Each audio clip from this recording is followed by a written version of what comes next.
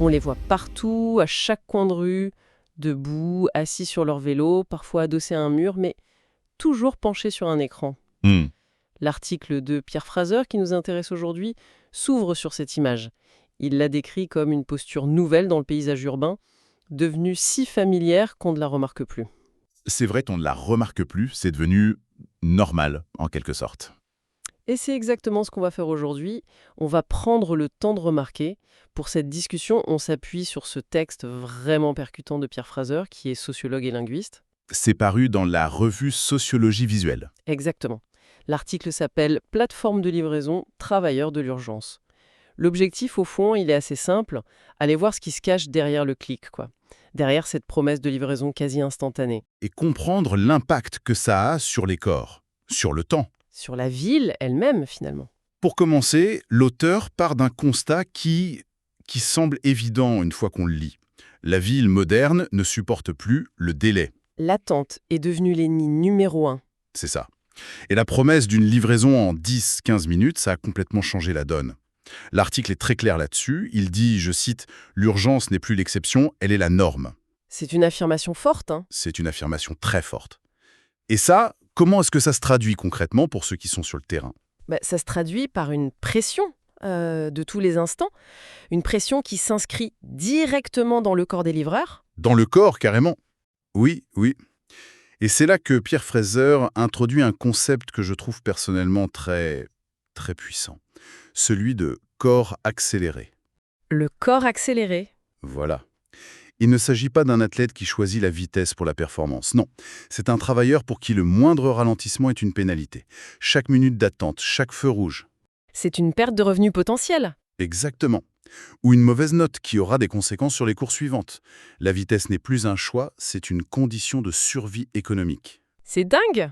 Et ça mène à une situation psychologique qui est complètement paradoxale. L'article la décrit très bien, la voici. Ne pas rouler est plus angoissant que rouler. Attendez, ça c'est terrible. L'inactivité latente devient plus stressante que le danger de la circulation? C'est exactement ça. Le corps est sommé d'être en mouvement perpétuel. Pas par désir, non, mais par une nécessité économique et algorithmique. Le repos lui-même devient une source d'angoisse. C'est vertigineux. Surtout quand on pense que l'argument numéro 1 de ces plateformes, c'est la liberté, l'indépendance. Soyez votre propre patron. Voilà. Or, ce que vous décrivez, c'est l'inverse absolu.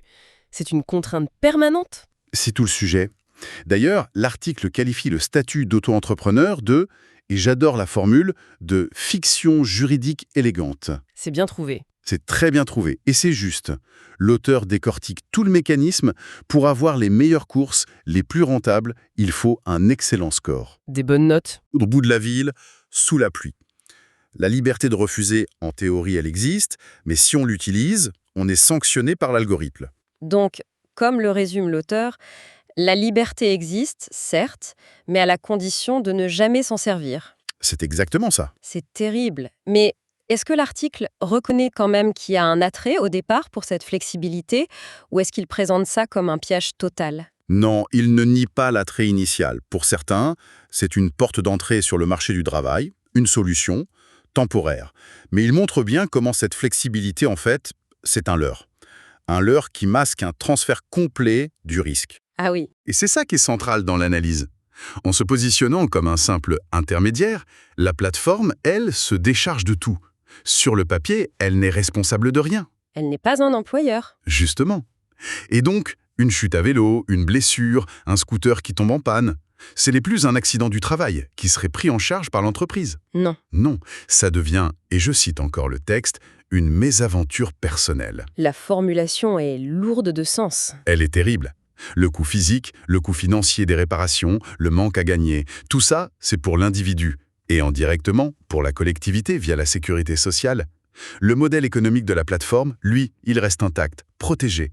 Fraser parle d'une architecture de la déresponsabilisation. Une architecture dont la clé de voûte, ce n'est même plus un manager en chair et en os. C'est une application. C'est un point central de l'article, ça. Le contrôle est permanent, mais il est désincarné. On ne peut pas discuter avec une application. C'est impossible. Et les outils de ce contrôle, l'auteur les liste bien. Il y a la géolocalisation en temps réel, bien sûr, mais aussi les notations des clients, des restaurants, les classements de performance entre livreurs. Les primes qui apparaissent et disparaissent. Voilà. Et tout ce système est décrit comme volontairement opaque. Le livreur ne sait jamais vraiment pourquoi on lui propose cette course et pas une autre. Il subit les décisions d'une boîte noire. Alors attendez, ce point est crucial. Le management n'est plus humain, c'est une application. Ça change quoi concrètement de ne plus avoir d'interlocuteur? Ça change tout. C'est l'efficacité redoutable de ce que les chercheurs appellent le management algorithmique. Il n'y a personne à qui demander une explication, personne avec qui négocier un délai. Personne à qui dire « là, ce n'est pas possible Personne. L'article a cette phrase lapidaire, « L'algorithme ne négocie pas, il calcule ». Cette absence de dialogue, ça empêche toute forme de contestation, d'ajustement. La seule stratégie pour le travailleur, c'est d'essayer de deviner ce que l'algorithme veut. ». On en arrive à intérioriser les règles d'une machine. Précisément. Il ne s'agit plus d'obéir à un ordre, mais d'anticiper les désirs supposés de la machine pour survivre dans le système.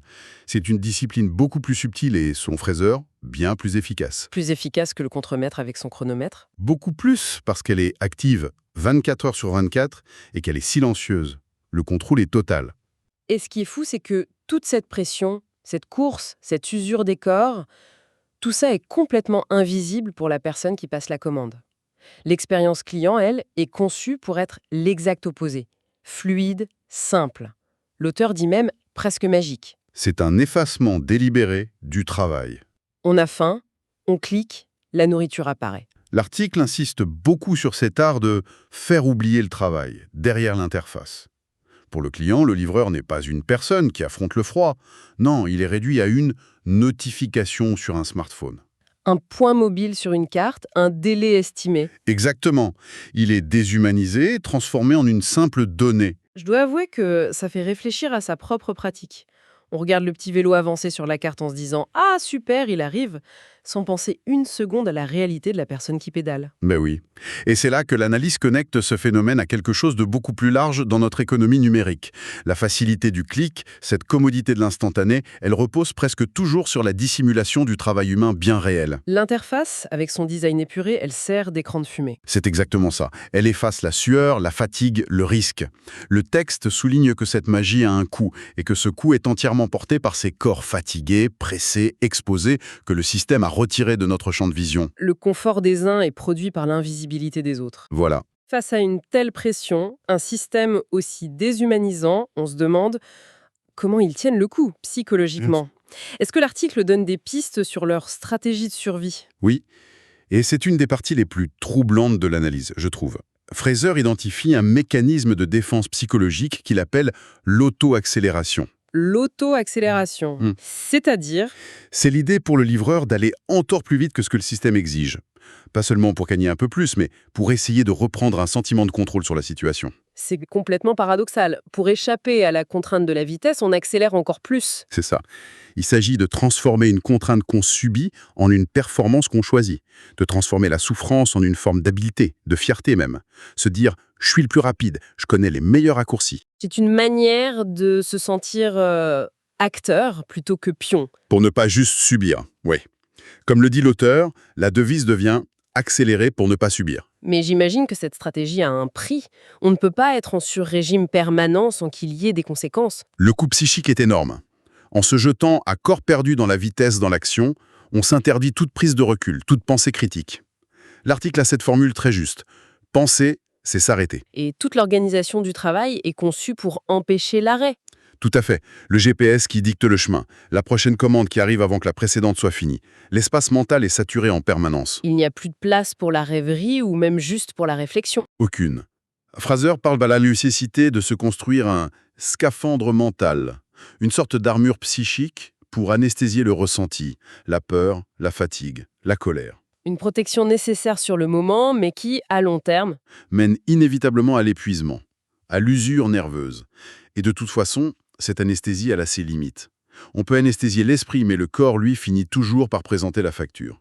Et Fraser conclut sur ce point avec une phrase qui marque. Le corps, lui, n'oublie rien. tout cela nous amène à la conclusion de l'auteur qui est assez saisissante.